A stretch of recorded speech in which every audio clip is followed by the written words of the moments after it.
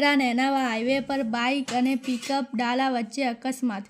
Bike પર પરીક્ષા આપીને પરત ફરતા વિદ્યાર્થીની મોત। 19 વર્ષીય હિતેશભાઈનું અકસ્માતમાં મોત થતાં અરેરાટી। મૃતકની લાશને પીએમ અર્થે ધાનેરા રેફરલ લવાઈ। ધાનેરા પોલીસને જાણ થતાં ઘટના સ્થળે પહોંચી ગઈ હતી અને આગળની કાર્યવાહી હાથ ધરવામાં આવી હતી। રિપોર્ટર મહેબૂબ બેલીમ, ધાનેરા।